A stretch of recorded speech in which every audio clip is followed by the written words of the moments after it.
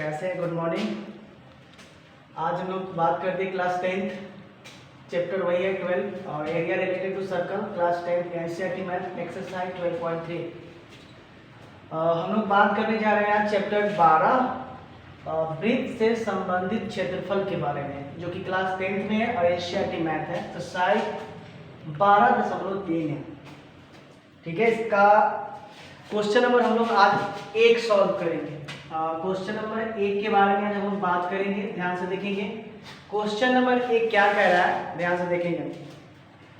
Question number 1 मेरा कह रहा है कि एक सर्कल है, ध्यान से देखेंगे आप। एक सर्कल मैंने ड्रॉ किया है और इस सर्कल में देखेंगे आप, ये केंद्र O है और ये PQ जो है एक अर्धवृत्त है। ठीक है, अर्धवृत्त देखो, ध्यान से देखेंगे, यहाँ एक अर्धवृत्त है PQ है और ये QR जो है एक व्यास है। ध्यान से देखेंगे, वृत्त के एक छोर से दूसरी छोर को मिलाने वाली रेखाखंड को वृत्त का व्यास कहा जाता है। ठीक है, वृत्त का व्यास आप ऐसा भी कर सकते हो कि वृत्त की सबसे बड़ी जीवा जो होती है वो वृत्त का व्यास कहलाती है और यह वृत्त की सबसे बड़ी जीवा है, तो व्यास को आप जीवा भी कह सकते हो। ठीक है, तो ध्यान से देखेंगे, इसकी लंबाई हमें बुक में ऑलरेडी दी हुई है, RP भी दिया हुआ है। ठीक है, RP भी दिया हुआ है, हमारे पास 7 सेंटीमीटर है और QR मेरे पास दिया हुआ है 24 सेंटीमीटर दिया हुआ है। ठीक है, तो आप क्वेश्चन देखेंगे। क्वेश्चन नंबर 1 है कि जब तक अन्यथा न कहा जाए तो पाई का मान आपको 22/7 ही रखना है। मतलब आपको पाई की जो एक्चुअल वैल्यू रखनी है वो 22/7 ही रखनी है। जब तक आपको नहीं कहा जाए कि पाई का मान 3.14 रखना, तब तक आप नहीं रखेंगे। ठीक है, तो बढ़ते हैं हम लोग क्वेश्चन की तरफ। क्वेश्चन जो कह रहा है, ध्यान से देखेंगे कि बगल की आकृति में छायांकित भाग का क्षेत्रफल ज्ञात करना। छायांकित भाग का मतलब क्या होगा कि जो मैंने ये छाया किया, यानी कि इसको स्केच किया है, ये हमको सिर्फ इसी का एरिया निकालना है, बाकी किसी और का नहीं निकालना है, ना इसका निकालना है, ना इसका निकालना है, सिर्फ हमको इसका एरिया निकालना है। तो छायांकित भाग का क्षेत्रफल ज्ञात करना है। यदि PQ जो है, PQ यानी ये और ये, आपको मैं यहाँ से डिनोट कर दे रहा हूँ, ये वाला, ये PQ 24 सेंटीमीटर दिया हुआ और ये RP आपको दिया हुआ है 7 सेंटीमीटर। अब देखेंगे कि वृत्त की कोई भी अगर परिधि से, देखो ध्यान से, ये जीवा है, ये क्या है, जीवा। अब ध्यान से देख सकते हो, ये छोटी सी जीवा है, वृत्त की सबसे छोटी जीवा। अब ध्यान से देखेंगे, इस पर कोई भी रेखा खींचेंगे तो ये लंब 90 डिग्री का बनेगा। ठीक है, तो अगर आप चलेंगे, ध्यान से देखेंगे कि इसमें क्या क्या दिया हुआ है, तो देखो ध्यान से। इसमें आपको लिखना है कि चूंकि P जो है वो अर्धवृत्त है। ठीक है, कौन सा वृत्त है, अर्धवृत्त है, पर कोई बिंदु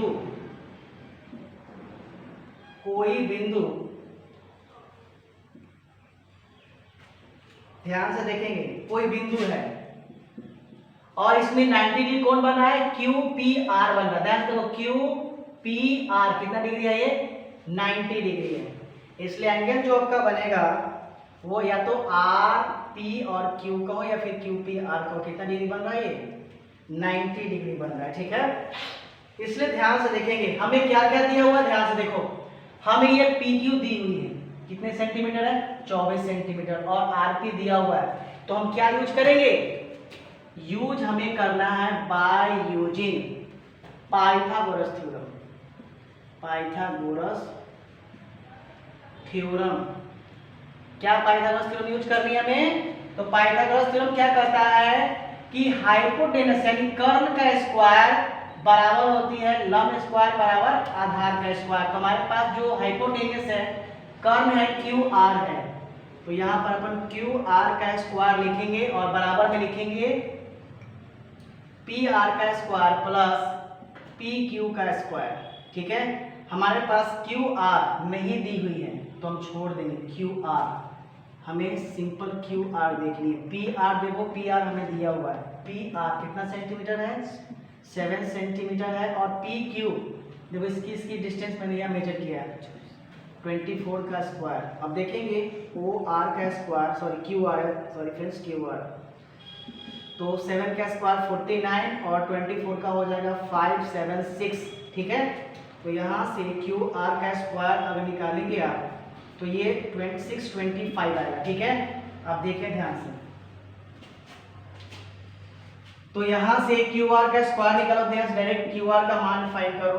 क्यू आर का मान फाइंड करोगे तो स्क्वायर हटेगा, इस पर प्लस वन क्या चलेगा, रूट चलेगा 625। तो यहाँ से अपन क्यू आर का मान जो निकालेंगे बराबर प्लस माइनस 25 सेंटीमीटर होगा। ठीक है, तो यहाँ पर निगेटिव साइन नहीं लेंगे क्योंकि निगेटिव का नहीं होता है, हमें सिर्फ पॉजिटिव साइन लेना है। तो 25 सेंटीमीटर हमारे पास ये आया। ठीक है, तो 25 सेंटीमीटर जो हमारे पास आया वो आपका क्यू आर है, यानी वृत्त की सबसे बड़ी जो व्यास है, देखो ये ध्यान से, ये हमारे पास 25 सेंटीमीटर आया। तो ध्यान से देखोगे ये जो 25 सेंटीमीटर है, जो आर क्यू आया, यह एक तरह का क्या है, ध्यान से देखो, हम इसको लिख सकते हैं 25 सेंटीमीटर। ध्यान से देखो, यहां से यहां की दूरी कितनी हो जाएगी, 25 सेंटीमीटर, अर्थात आरपी।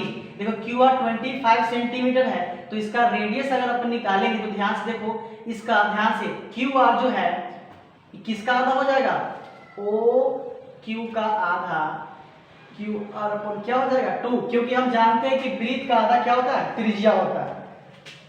तो हम यही निकाल रहे हैं। देखो ये वृत्त का आधा क्या होता है, सॉरी व्यास का आधा क्या होता है, त्रिज्या होता है। अब व्यास का दुगना क्या होगा, तो त्रिज्या का दुगना क्या होगा, व्यास। फिर समझेंगे, त्रिज्या का दुगना आपका होता है व्यास, और व्यास का आधा क्या होता है, त्रिज्या। तो हमें टोटल क्यू आर 25 सेंटीमीटर दिया हुआ है, व्यास दिया हुआ है, तो हमें त्रिज्या निकालनी है। तो या तो आप इस केंद्र से इसकी दूरी फाइंड करो या फिर इस केंद्र से इसकी दूरी फाइंड करो। तो हमें कोई तो एक त्रिज्या निकालना होगा, तो ओ क्यू जो निकालेंगे किसके इक्वल हो जाएगा, टोटल क्यू आर के इक्वल हो जाएगा। क्यू आर के अपॉन कर देंगे, तो क्यू आर हमारे पास कितना है 25/2। तो इसका निकालेंगे तो हमारे पास 12.5 सेंटीमीटर इसका रेडियस निकला। आप इसको बगल में क्या कर सकते हो, त्रिज्या लिख लो। ठीक है, त्रिज्या हमारे पास कितना निकला, 12.5 सेंटीमीटर मेरा त्रिज्या निकला। अब चलेंगे, ध्यान से देखेंगे आप। तो यहाँ हमारे पास 12.5 सेंटीमीटर एक त्रिज्या आया। आप ओ क्यू को भी लिख सकते हैं। देखो ये ओ त्रिज्या जो है, ध्यान से मैं इसी चीज को यहाँ पे लिख दे रहा हूँ, ये त्रिज्या जो है क्या है, ओ क्यू है।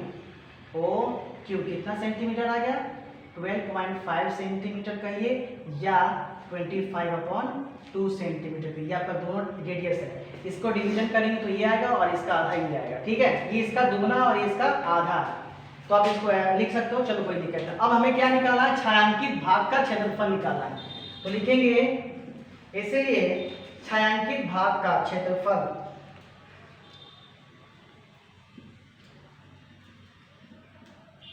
छायांकित क्षेत्रफल, आपको क्षेत्र का क्षेत्रफल आपको निकालना है। ठीक है, क्षेत्रफल निकालने के लिए देखेंगे अर्धवृत्त, अर्धवृत्त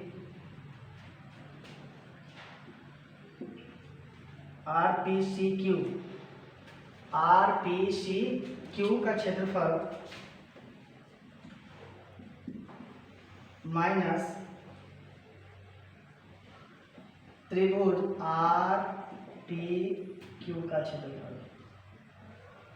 ध्यान से देखेंगे हम किसका क्षेत्रफल निकालना था, छायांकित, यानी इसका हमको सिर्फ एरिया निकालना है। तो छायांकित क्षेत्र का क्षेत्रफल क्या होगा, अर्धवृत्त RPCQ। देखो ध्यान से RP, ठीक है, CQ, आप इसको क्या कर सकते हो, हाँ ये वाला तो C तो है ना भाई, ये मैंने C छोड़ दिया था।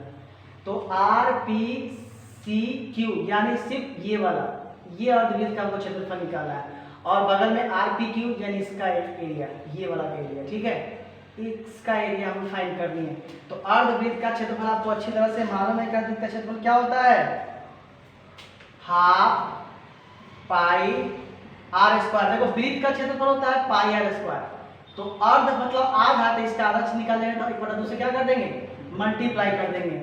और त्रिभुज RP की क्षेत्रफल होता है ½ इंटू बेस इंटू कथी, हाइट होता है, यानी त्रिभुज का क्षेत्रफल क्या होगा, ½ आधार गुना ऊंचाई हो जाएगा।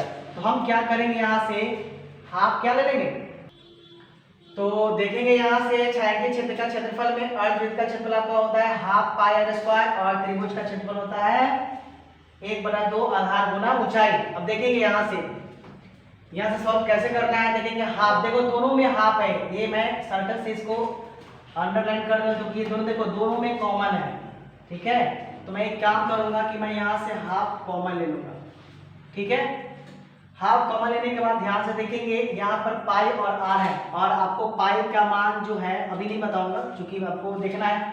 आर मीन्स त्रिज्या, देखो त्रिज्या आपको इसका त्रिज्या जो निकला था ये वाला त्रिज्या या तो 25 बटा 2 रखो, नहीं तो 12.5 रखो। ये आपके ऊपर है कि आप कितना रखना चाहते हो। अगर डिस्मिल में रखोगे तो थोड़ा सा गुना भाग करने में आपको ज्यादा तकलीफ होगी, बट आप डिस्मिल में ना रख के डायरेक्ट 25/2 रखो, तो आपका रेडियस हो जाएगा 525/2 का कची होल स्क्वायर और माइनस यहाँ देखेंगे बेस।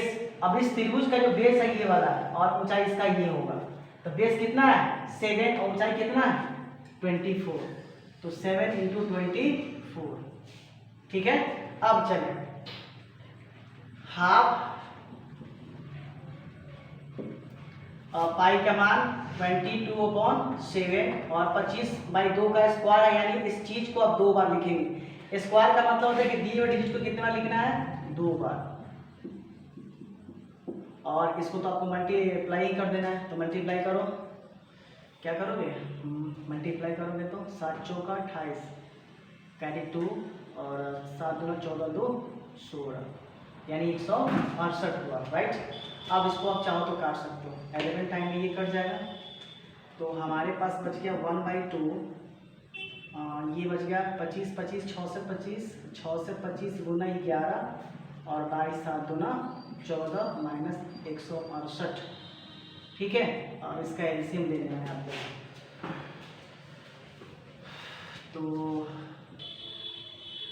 तो देखेंगे आपने, अब देखोगे यहाँ से मैंने यहाँ से काट दिया था, काटने का मेरे पास 25 में मल्टीप्लाई किया 625 हुआ और 11 हुआ, और 7 2 जब 14 हो गया, यहाँ 168 हुआ। मैंने फिर क्या किया कि 1/2 है तो यहाँ 1/2 कर दिया, यहाँ 14 और 1 का एलसीएम लूंगा मैं। पहले सब फर्स्ट ऑफ ऑल मैं 625 में 11 से मल्टीप्लाई किया, तो अपन के पास कितना आया 6875 यानी 6875 आया और माइनस 168 और इसके अपन 14 हो गया।